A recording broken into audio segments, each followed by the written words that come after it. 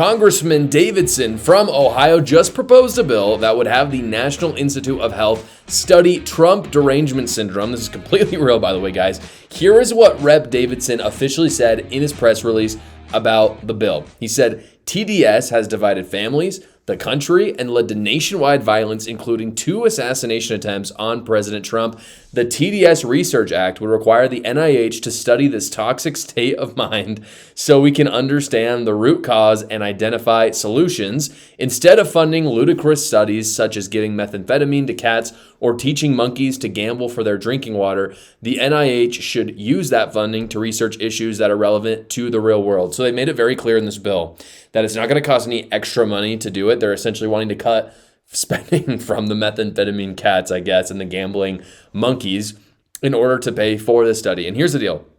I know that this just looks like Republicans are trolling Democrats, and they are a little bit. For certain, yes. But there's a lot more than that, in my opinion. I think Trump Derangement Syndrome is very real.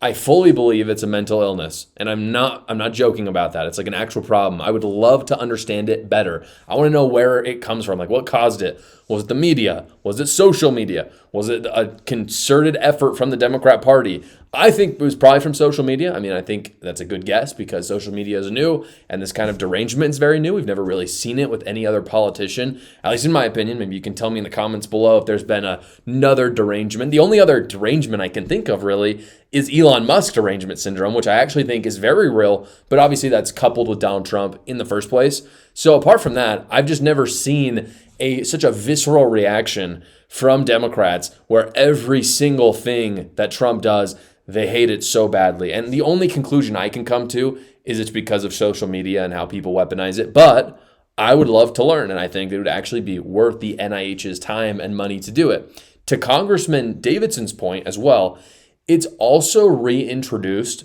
violence on a political level that I just don't think we've seen in a few decades. I don't think we've seen it. You can think of BLM, for instance, which was obviously in response to Donald Trump and MAGA, as well as the assassination attempts on Trump, which Davidson talks about in that press release. We haven't seen things like that since the 80s. I mean, we had Ronald Reagan, an assassination attempt on him. I can't really think of anything. And BLM, sure, there's been other racial, problems and conflict since then, but has anything been quite as destructive as BLM and the George Floyd riots? I'm not really sure. Again, you can let me know in the comments below if you think there's another thing.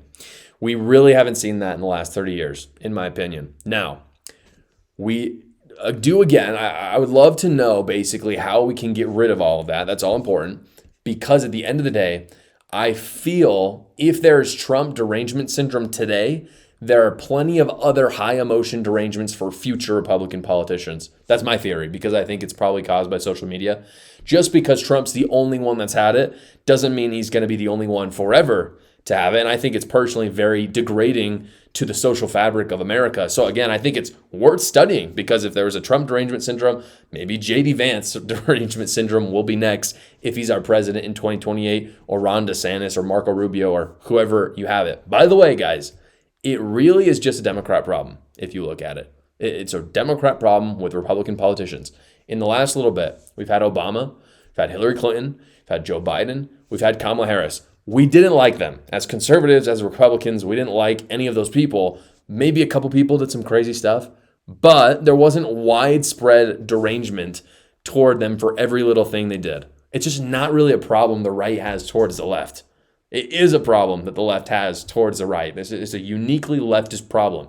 Speaking of the derangement narrative from the legacy media, by the way, this is Trump's approval rating right now. The narrative right now is that Donald Trump's approval rating is abysmal. That's what the legacy media would have you know.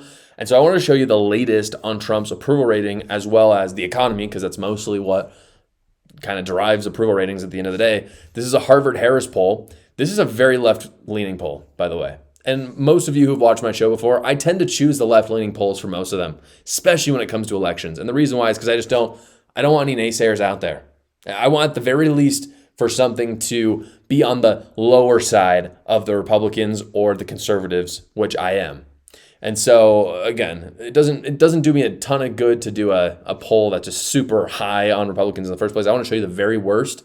And we know in our heads it's probably a lot better than this. So again, Harvard-Harris poll, the approval rating for Donald Trump, you can see right here, is 47%, which is quite good. It's really not bad. Again, Joe Biden was sitting at like 36% when he left office. A fantastic approval rating would probably be anything above 51%. So the fact that he's at 47% is pretty decent. You can see below that the net approval is he's very popular in immigration. Obviously, he's done a fantastic job. Foreign affairs, doing pretty good, +1. Where he's suffering a little bit is the economy, inflation, and tariffs. But the biggest thing you can see here is the economy is -2. It was -7 just 1 month ago. Speaking of the economy, you can see this graph right here. I think this is a really telling graph for Trump right now. The blue is the amount of people who think the U.S. economy is strong, and the red is weak. And you can see that Trump started out his presidency very blue. It did fantastic. And then you had all the tariff stuff, and it took a big dip. And it's pretty much stayed down the entire time until now. It's recovered, and finally, for the first time in a long time, it's in the green again. The blue is higher than the red. And I think that's indicative of his approval rating. Essentially, people saw the tariffs are going away. China's not going to be tariffed so heavily. He's made some fantastic deals in the Middle East. He even announced just today that he and President Vladimir Putin in Russia are wanting to do some deals. He's also done the mineral deal in Ukraine. A lot of economic decisions, a lot of lowering the tariffs. Upon announcing those things, this approval has gone way up. So Trump is actually doing quite well. The momentum is clearly with him. If he continues to lower the tariffs and fight the bureaucrats, it'll only go higher.